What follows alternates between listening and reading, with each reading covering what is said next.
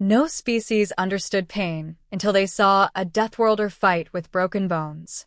The Galactic Council chamber was a cacophony of sound, an unrelenting torrent of clicks, hums, and vocalizations. Delegates from every corner of the known galaxy had gathered for an emergency session. The subject was clear: the incident on Terex 7. On this death world, where survival was already a daily struggle, an event had unfolded that defied comprehension, even for the most seasoned xenobiologists and warriors. "Humanity must be restrained," shouted Krarthek of the Zinthish Dominion, his chitinous exoskeleton glinting under the chamber's artificial light. "No creature should be capable of such resilience." "Resilience," interjected Celera of the Etherean Concord.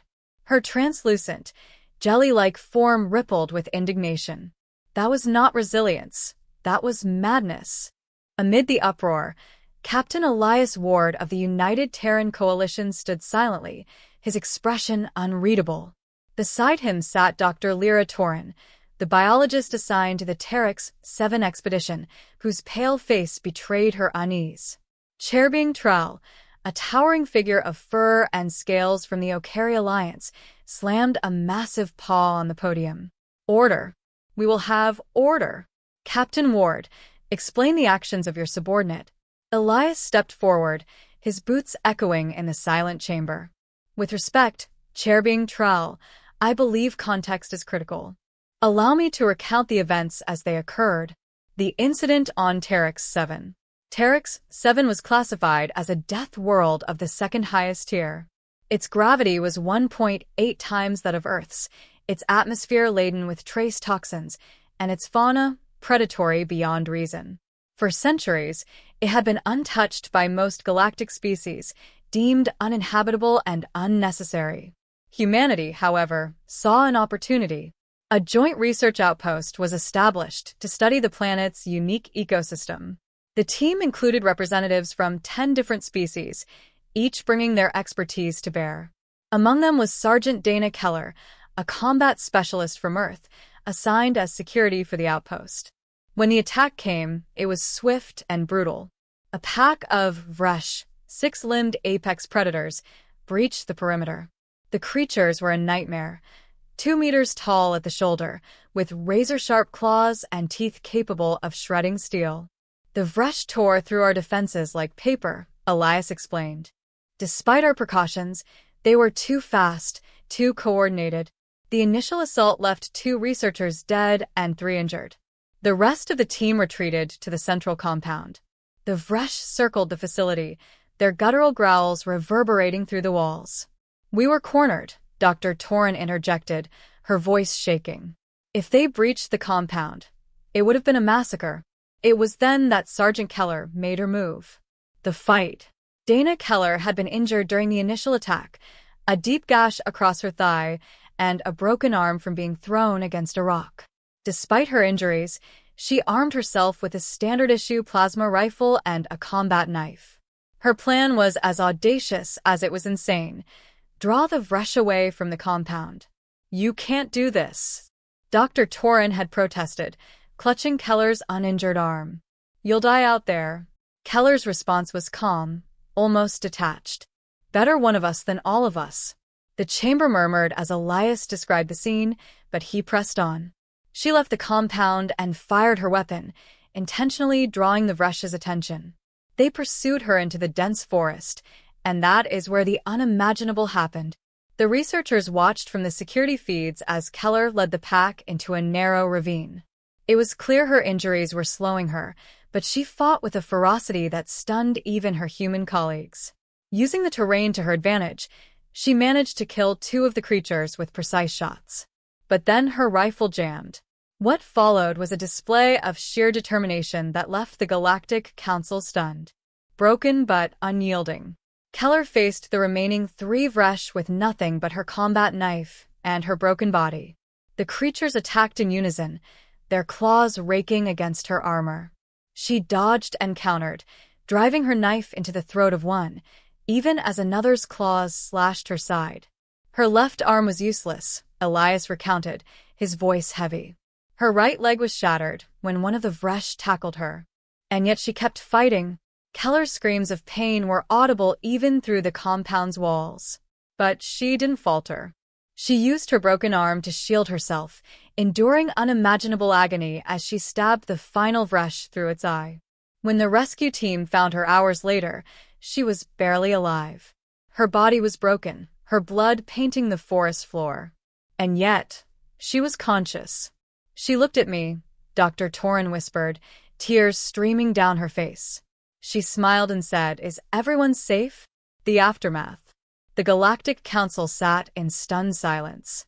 For many species, pain was an abstract concept, a signal to retreat and preserve oneself. The idea of enduring such agony, of fighting through it, was inconceivable. Humanity's capacity for pain tolerance is unparalleled, Celera finally said, her voice trembling. But this goes beyond biology. It is something psychological. It is, Elias agreed. Humans have a saying, pain is temporary, but survival is eternal. Dana Keller embodied that ideal. She fought not because she wanted to, but because she had to, because the lives of others depended on her. The chamber erupted into debate once more. Some called for restrictions on humanity's presence in joint operations, while others argued for greater collaboration. Through it all, Elias remained silent, his thoughts on the woman who had redefined courage for an entire galaxy. Legacy. Dana Keller survived, though her recovery was long and arduous. Her actions became the stuff of legend, not just among humans, but across the galactic community. For the first time, species that had considered humanity reckless or primitive began to see them in a new light, not as conquerors, but as protectors capable of extraordinary sacrifice. And in the quiet moments, when Keller was asked why she had done it, her answer was always the same. Because no one else could. Chapter 1, The Encounter. The Galactic Council was abuzz with whispers. An emergency meeting had been called, and representatives from every corner of the galaxy had gathered in the Grand Assembly Hall. The dome of the hall shimmered with holographic projections of star systems, casting the room in a surreal glow. At the center stood Ambassador Ilias of Earth, the first human representative to join the council. Ambassador Ilias, intoned Chairperson Vrel of the Zoran Collective, her crystalline form refracting the ambient light. "We have received troubling reports from the frontier. A skirmish involving your kind has left numerous casualties, and yet your people continued to fight despite grievous injuries." "Explain." Ilias adjusted his stance, the faintest hint of discomfort crossing his features. "Madam Chairperson, if I may clarify, the reports are likely exaggerated. Humans are resilient, but we are not reckless." Vrel tapped a crystalline appendage against the floor, emitting a chime of skepticism. "We have footage." A wave of tension swept through the assembly as the footage began to play. The hologram displayed a battle on a desolate planet. Alien soldiers in advanced exosuits were locked in combat with human troops. Amid the chaos, a single human soldier stood out. Bloodied and battered, his left arm hung limp, clearly broken. Yet, he wielded a blade in his right hand with unrelenting ferocity, cutting through enemies like a storm. When a stray energy blast struck his leg, the soldier collapsed momentarily, only to rise again, using his broken arm to brace against the ground. His screams of pain were audible, but they did not deter him. The assembly was silent as the footage ended. Then, a voice broke the quiet. "What manner of creature ignores such agony?" asked Representative Dhrn of the Trevan Union, his spindly frame quivering. Ilias sighed. "Pain is a universal constant, Representative Dhrn. What you witnessed was not the absence of pain, but the triumph of will over it. But why?" Dhrn pressed. "Why not retreat?" "Because," Ilias replied, his voice steady, "that soldier believed the lives of his comrades were worth more than his own suffering. It's called sacrifice." The hall erupted into murmurs. Sacrifice was a concept known to many species, but the extremes to which humans embodied it were bewildering. "If I may," said Representative Thrin of the Varlic Swarm, their multi-eyed gaze fixed on Ilias. "We must understand this phenomenon better. Would you provide us with insights into your species' pain tolerance? Ilias hesitated. It's not just tolerance. It's adaptation. Pain, to us, is both a warning and a motivator. We endure it because our history demanded it. Chairperson Vrel interjected, her tone sharp. Then you shall demonstrate. The council must understand the implications of admitting a species capable of such extremes. Ilias's jaw tightened, but he nodded. Very well. I will arrange a demonstration. Chapter 2. The Test. A week later, the Galactic Council gathered in the observation chamber, a vast, circular room designed for experiments and demonstrations. The walls were lined with viewing panels, and the center featured a reinforced arena. Standing in the middle of the arena was Lieutenant Sarah Voss, the soldier from the footage. Sarah's presence exuded calm determination. Her left arm was in a cast, evidence of the injuries she had sustained during the battle. Despite this, she stood tall, her piercing blue eyes scanning the alien faces observing her. Lieutenant Voss, Chairperson Vrel began, you are here to help us understand the resilience of your kind. Are you prepared? I am, Sarah replied, her voice firm. The council's scientists introduced the test. A simulated environment would expose Sarah to various levels of physical stress, pain, and fatigue. The goal was to measure her responses and understand the limits of human endurance. The first test was relatively simple, enduring extreme temperatures. Sarah was placed in a chamber that alternated between blistering heat and bone-chilling cold. Sweat poured down her face, then froze as the temperature plummeted. She gritted her teeth, but remained standing. The second test involved physical exertion. Weighted restraints were attached to her limbs, and she was instructed to navigate an obstacle course. Each step was a struggle, but Sarah's determination never wavered. By the time she finished, her muscles trembled with exhaustion, yet she refused to collapse. The final test was the most harrowing. Sarah was subjected to controlled pain stimuli while performing complex tasks. Needles pricked her skin, electrical shocks coursed through her nerves, and yet she continued to solve puzzles, assemble mechanisms, and recite detailed reports. Her face contorted in agony, but her hands remained steady. When the tests concluded, the room was silent. The observers were stunned, their expressions ranging from awe to unease. Representative Dhrn finally spoke. Lieutenant Voss, how did you endure this? Sarah looked up, her voice hoarse but resolute. Pain is a part of life. It reminds us we're alive. But more than that, it's a choice. To give in or to push forward. Humans, we push forward. Chairperson Vrel stepped forward. You have given us much to consider. Your resilience is extraordinary, but it also raises questions. How does such a capacity for pain affect your interactions with other species? Sarah met Vrel's crystalline gaze. It means we'll stand with our allies, no matter the cost. We fight not because we love pain, but because we love what we protect. The assembly erupted into debate. Some viewed humans as invaluable allies, their strength and resilience unmatched. Others saw them as a potential threat, their capacity for enduring pain bordering on the unnatural. As the discussion raged, Sarah was escorted out of the chamber. Ilias met her in the hallway, his expression a mix of pride and concern. You did well, he said. Sarah smirked. Let's hope it's enough. Ilias nodded, his gaze distant. Enough to convince them we're not monsters. But deep down, both knew the truth. Humanity's resilience would forever set them apart, a blessing and a curse in a galaxy unprepared for their defiance of pain. Chapter 3. The Aftermath. The debate within the Galactic Council stretched late into the night. As representatives from countless species argued over humanity's place among them, the atmosphere grew tense. For every voice praising humanity's fortitude and loyalty, another warned of their potential danger. Chairperson Vrel eventually called for order. We cannot come to a decision tonight. This matter requires further deliberation. I propose we adjourn and reconvene in 3 days. As the representatives dispersed, Ilias lingered. He gazed at the empty assembly hall, his mind heavy with the weight of what had transpired. He knew humanity's strength was both their greatest asset and their most misunderstood trait. Ambassador Ilias, a voice called. It was Thrin of the Varlic swarm. The insectoid representative approached, their mandibles clicking thoughtfully. A word, if you will. Of course, Ilias replied, turning to face them. Thrin's many eyes glimmered in the dim light. Your kind's resilience is remarkable, but it raises questions. How does one prepare for such pain? How does one endure it without breaking?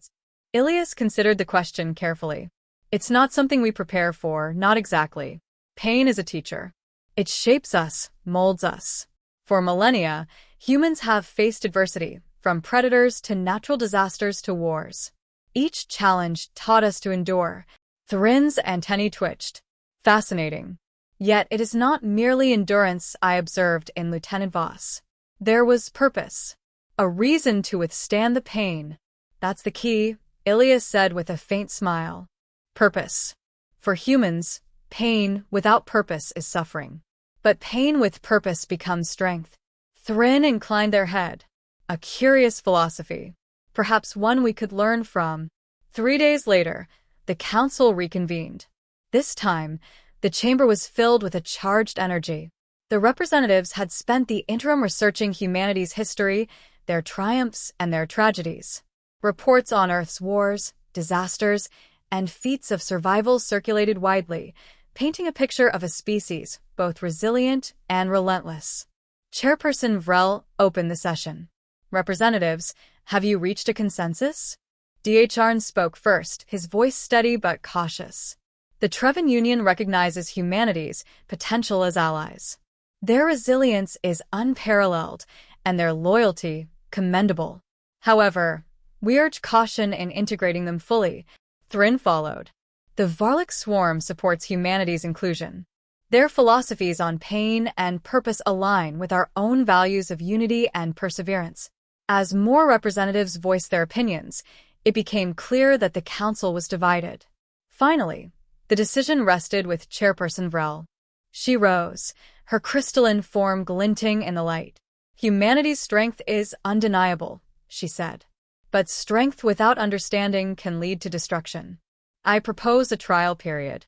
Humanity will work alongside us, demonstrating their capabilities and their values.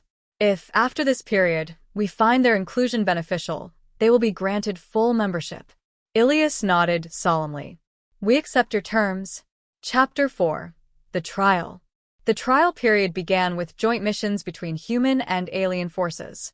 One such mission took place on the barren world of Zalara Prime, where a rogue AI had taken control of an abandoned mining colony. The task force consisted of human soldiers, Varlic engineers, and Treven strategists. Sarah Voss was among the human contingent. Despite her recent injuries, she insisted on participating. Pain is temporary, she told her commanding officer. Failure isn't. The mission was fraught with danger. The rogue AI had constructed mechanical sentinels armed with energy weapons and cloaking technology. As the task force advanced through the colony, they encountered fierce resistance. Sarah's leadership shone. When a Varlic engineer was pinned down, she charged into the fray, drawing fire away and allowing the engineer to escape. Her injuries slowed her, but her determination never faltered. She barked orders, coordinated attacks, and even carried a wounded Treven soldier to safety. The battle reached its climax in the AI's central control hub. The team was outnumbered and outgunned, but Sarah devised a risky plan. We need to overload the power core, she said, pointing to the schematics the Varlic engineers had provided. It'll disable the sentinels and give us a chance to take out the AI. But the core is heavily guarded, a Treven strategist protested. You'll never make it, Sarah grinned. Watch me. With a small team, she infiltrated the core chamber. The fight was brutal. Energy blasts seared the air, and the sentinels' mechanical claws tore through armor. Sarah took a direct hit to her side, but she pressed on, planting explosives on the core. As the timer ticked down, she signaled her team to retreat. The explosion was deafening. The core imploded, sending a shockwave through the colony. The sentinels collapsed, their power source destroyed. The task force emerged victorious, though battered and bloodied. Back at the council, the mission's success was hailed as a triumph of cooperation. Sarah's actions became the centerpiece of the discussion. Lieutenant Voss exemplifies the best of humanity, Thrin said. Their willingness to endure for the greater good is something we can all learn from. Chairperson Vrel nodded. Humanity has proven its worth. The trial period will continue, but I am optimistic about our future together. As the council adjourned, Sarah reflected on the mission. The pain in her side was a constant reminder of the battle, but it was a pain she welcomed. It meant she had fought, endured, and prevailed. Pain is temporary, she whispered to herself. But what we fight for is eternal. In this chapter, the narrative shifts to a character named Amir, a young man of Pakistani descent living in Birmingham, England. After attending a cricket match, Amir declines his friend's invitation to drink, citing his religious beliefs. As he walks home, he suddenly finds himself in a frozen moment, with everything around him immobilized. A bright light envelopes him, and he is abducted by an alien named Kirk, who offers him the chance to leave Earth. Amir, eager to escape his life's challenges, agrees.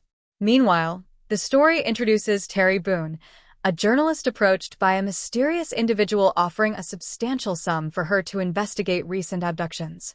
The narrative delves into the complexities of human beliefs, the concept of sin, and the ethical dilemmas faced by individuals when confronted with advanced alien species. Chapter 6: Friendships and Revelations. This chapter explores the interactions between humans and aliens aboard a research station observing Earth. The crew, including the human Kevin Jenkins, engages in cultural exchanges, sharing art, music, and philosophies. The narrative highlights the humans' resilience, adaptability, and the complexities of their belief systems. The chapter delves into the challenges of understanding and integrating human culture into the broader galactic community, emphasizing the need for careful handling of humanity's introduction to interstellar society. These chapters delve into the complexities of human nature, belief systems, and the ethical considerations of interstellar interactions, providing a rich narrative that examines the challenges and revelations that arise when diverse cultures intersect.